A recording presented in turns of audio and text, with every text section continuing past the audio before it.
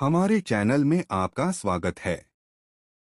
दोस्तों, वास्तुशास्त्र में मोर पंख को बहुत महत्व मिलता है। इसके अनुसार मोर पंख के घर में होने से बहुत सुविधा मिलती है। चाहे आप इसे कहानी भी रखें, यह स्थान की नकारात्मक ऊर्जा को नष्ट कर देता है। मोर पंख को शास्त्रों में सुख और समृद्धि का प्रतीक माना जाता है। यह चमत्कारिक होने के साथ साथ घर के वास्तु दोष को भी कम करने में सहायक होता है। लेकिन वास्तुशास्त्र में मोर पंख को घर में रखना के नियम भी बताए गए हैं। मोर पंख को घर में रखते समय यह नियम जरूर ध्यान दें। यह सुनिश्चित करेगा कि उसका सकारात्मक प्रभाव आप देखें। वास्तुशास्त्र में सही दिशा और स्थान के बड़े में मोर पंख को रखना के बड़े में बताया गया है। अगर आप अपने घर में मोर पंख को निश्चित स्थान और दिशा में रखेंगे तो यह घर की नकारात्मक ऊर्जा को खत्म कर देगा। मोर पंख घर में रखना के बहुत सारे फायदे हैं, लेकिन धन संपत्ति के आकर्षण के लिए यह सबसे अधिक प्रयोग किया जाता है।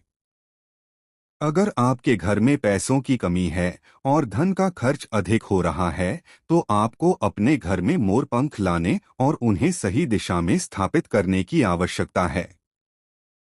इससे आपके धन में वृद्धि होगी। वास्तुशास्त्र में बताया मोर पंख के साथ जुड़े महत्वपूर्ण वास्तु नियमों को जानिए। दोस्तों, सबसे पहले हमें यह जानना चाहिए कि मोर पंख को हमारे प्राचीन शास्त्रों में इतना महत्व क्यों दिया जाता है। प्राचीन पुराने में मोर पंख को एक चमत्कारिक यंत्र माना गया है। इसे तांत्रिक क्रियाओं में भी प्रयोग किया जाता था, जहां सम्मोहन, शत्रु नस और बुरी शक्तियों का नस करने के लिए इसका उपयोग किया जाता था। ज्योतिष शास्त्र में भी मोर पंख का महत्व है और इससे जुड़े उपाय भी बताए गए हैं। आयुर्वेद और अन्य में भी मोर पंख बहुत सारी बीमारियों और रोगन के इलाज में सहायता प्रदान करता है। मोर पंख घर को बुरी शक्तियों से बचाने के साथ ही सर्प और विषैला जानवरों को भी घर में प्रवेश नहीं करने देता है। यही कारण है कि जंगली में रहने वाले लोग अपने घर के पास मोर पंख रखते थे। मोर से जुड़ी पुरानी कथाएं इसे दर्शाती है। पक्षी शास्त्र में एक कथा मिलती है जिसमें मोर का महत्व बताया गया है। प्राचीन काल में एक असुर था जिसका नाम संध्या था। वह अत्यंत शक्तिशाली और बड़ा तपस्वी था। उसने गुरु शुक्राचार्य से विद्या प्राप्त करके देवताओं को अपना शत्रु मानना शुरू कर दिया। उसने ब्रह्मा और भगवान शिवा से वरदान प्राप्त किया और अधिक शक्तिशाली हो गया। उसके बाद उसने स्वर्ग पर हमला किया और कई देवताओं को बंदी बना लिया। लेकिन देवताओं ने उसे पराजित करने के लिए एक योजना बनाई और मोर की सहायता ली। सभी देवता और नागराज मोर के पंखों के आश्चर्य में गए। मोर को इतनी शक्तिशाली और विशाल रूप धारण करने से उसने संध्या असुर पर हमला कर दिया। इस युद्ध में संध्या असुर का वध हो गया और देवताओं ने अपना आधिपत्य पुनः प्राप्त किया। सभी देवताओं ने मोर की प्रशंसा की और उसे पूजनीय माना। इसलिए मोर को बहुत ही पवित्र माना जाता है। जहां भी मोर पंख होता है, वहां नो ग्रहण का अशुभ प्रभाव नहीं पड़ता। दोस्तों, मोर की प्रशंसा केवल ऋषि मुनि और देवताओं तक ही सीमित नहीं होती, बल्कि भगवान श्री कृष्णा भी इसे सराहते हैं। भगवान श्री कृष्णा ने मोर की महिमा का वर्णन किया है और उन्होंने मोर के पंखों को अपने मुकुट में सजाकर मोर की श्रेष्ठ का प्रमाण भी दिया है। संगीत श्री कृष्णा कहते हैं कि मोर शांति और प्रेम का प्रतीक है, सुख समृद्धि का प्रतीक है और मोर के पंख मनुष्य की सभी नकारात्मक शक्तियों से रक्षा करते हैं। मोर को पुराने में विविध देवी देवताओं के प्रतीक के रूप में भी दर्शाया गया है, जैसे माँ लक्ष्मी, सरस्वती, भगवान श्री गणेश, भगवान कार्तिकेय और अन्य देवी देवताएं, जिनका संबंध मोर से जोड़कर दिखाया गया है। माँ लक्ष्मी एक देवी है जो धन संपत्ति और ऐश्वर्या की प्रदान करती है। उन्हें मोर के पंख बहुत प्रिय है। माँ लक्ष्मी को मोर के पंख रखना से माँ का प्रश्न होती है। माँ सरस्वती का वहां भी मोर है, इसलिए विद्यार्थियों को अपने पास मोर के पंख रखना चाहिए। आप अपने घर में बांसुरी में मोर के पंख डालकर रखें तो इससे परिवार में सुख और शांति का वातावरण निर्माण होता है। दोस्तों, हमारा घर एक मंदिर की तरह होता है। अगर इसमें रहने वाले सदस्य रोज आपस में झगड़ा करने लगे तो यहाँ का माहौल कामयाबूत युद्ध के साधनों के तरह बदल जाता है। घर में क्लेश और झगड़ों के कई कारण हो सकते हैं। घर में नकारात्मक ऊर्जा का प्रवेश होना यह सबसे बड़ा कारण होता है। लेकिन यह जानना महत्वपूर्ण है कि यह नकारात्मक ऊर्जा घर में कहां से प्रवेश करती है और इसे दूर करने के लिए हमें कौन कौन से उपाय अपने चाहिए। वास्तुशास्त्र के अनुसार प्रत्येक घर में नकारात्मक ऊर्जा फैलाने वाली चीज मौजूद होती है।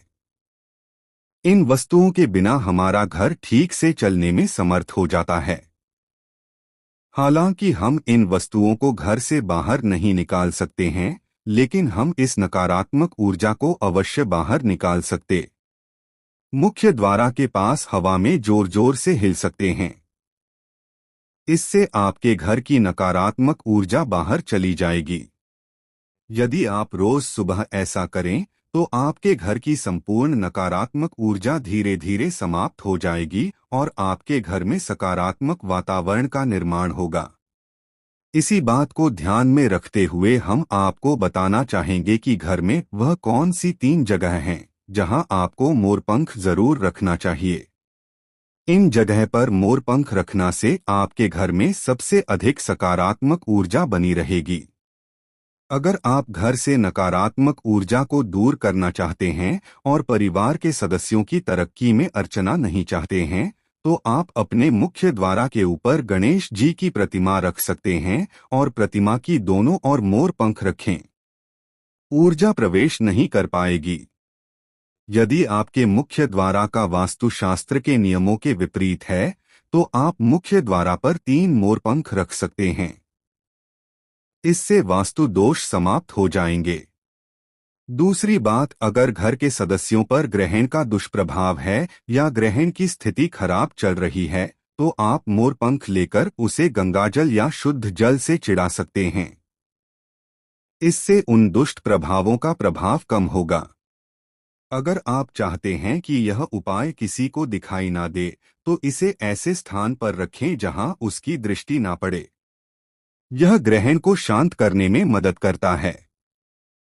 बुरी नजर से बचाने के लिए, यदि घर के किसी सदस्य या बच्चे पर बुरी नजर लगी है या उसे पर किसी की बुरी नजर का प्रभाव पड़ा है, तो सोते समय उसे व्यक्ति और दूसरे दिन उसे बहते हुए जल में या केन में डाल दें। इससे बुरी नजर उतार जाती है। पढ़ाई में मन नहीं लगता है या विद्यार्थियों की याददाश्त कमजोर है, तो उन्हें मां सरस्वती के सामने मोरपंख रखें और दूसरे दिन उसे मौसम को अपनी किताबें में रखें।